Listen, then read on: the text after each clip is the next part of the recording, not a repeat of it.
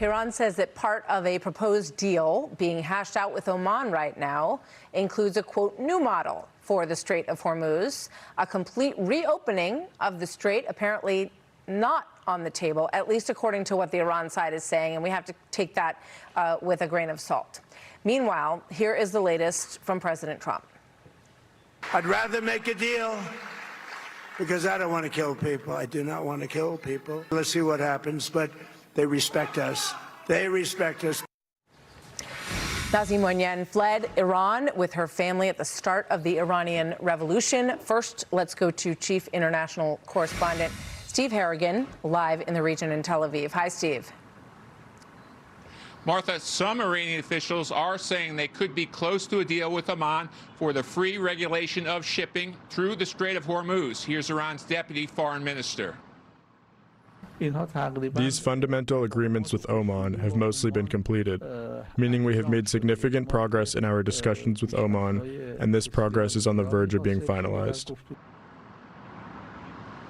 Of course, violence in the region could get in the way. The Houthis once again attacked 2 Saudi oil tankers. They also killed 38 government soldiers in Yemen, so they could be facing retaliation. Finally, President Trump pushing back against media reports that there is a shortage of interceptor missiles in the U.S. arsenal. He called such reports fake news.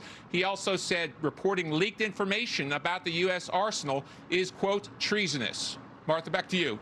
All right, Steve, thank you very much. With that, we bring in Middle East Institute adjunct fellow Nazee Moinian. She was raised in Iran, immigrated to the United States with her family, and she holds a doctorate in Iranian studies. Good to see you again. Thank you. Nazee, thank you. Just your reaction to what Steve just reported there, that the Saudis are, there's killing between the Saudis and the Houthis, right. Dozens of people, apparently. Where's this going?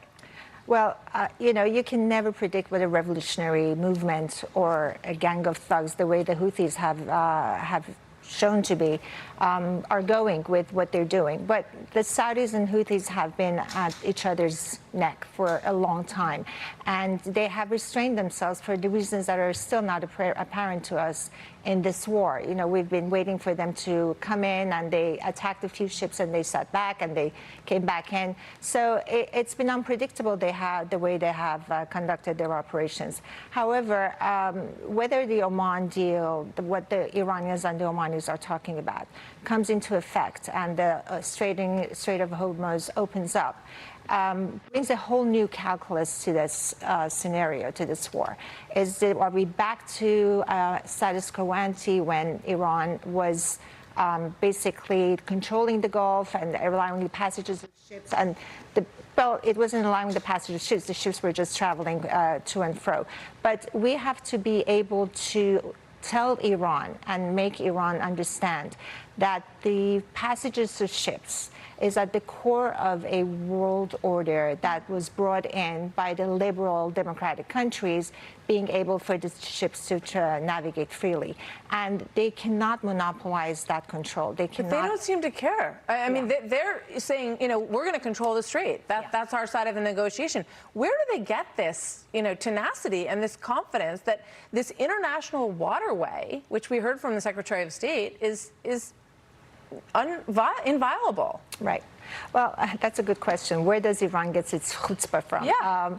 I mean, I'm an Iranian. I have been reading between the lines and the lines that were not said for years, for decades. For Iran watchers, it's a part of our practice, what is being said and what is not being said. So Iran is a revolutionary state. It has ideological fervor in its arsenal. It's what we are missing in our arsenal. It's an asymmetry right there and then. It's committed to deflect, diminish, and eventually destroy American power and influence in the region and around the world. So they are committed to that goal, and they have the long view. So they don't look at everyday ups and downs and what the president has said. They are looking at this as a battle between good and evil, between victimizer and the victimized, between the corrupt and the uncorrupt, them being the uncorrupt. And they are looking to ways that they can bring that to fruition. So that's the leadership, and that's IRGC, basically. There's no, substantive information on the Ayatollah at this point, right. And whether or not he's still around. We know that Pezeshkian said yesterday that it's hard to get in touch with him. Right. You know, the Iranian people, we see these reports, ridiculous inflation. They can't get the money out of their banks. They are selling their hair for money, renting their own laptops to get money. This is desperate. That's a desperate situation. It is. How long does that last? I wouldn't be able to tell you what's the threshold of pain and suffering for the Iranian people. They have suffered for 47 years, and things have gotten really badly from 2022, Iran's Women, Life and Freedom movement, where the regime now has declared open season on people that they consider warriors against God, the Muharibs, that they put to death routinely. 2 or 3 yesterday, actually, teenagers at 17, 18, 19 years old. So it's the way for the regime to be able to uphold its power, to hang on its power, break dissent, repress the freedom that the Iranians can ask for or want to ask for, and flaunt the international world order.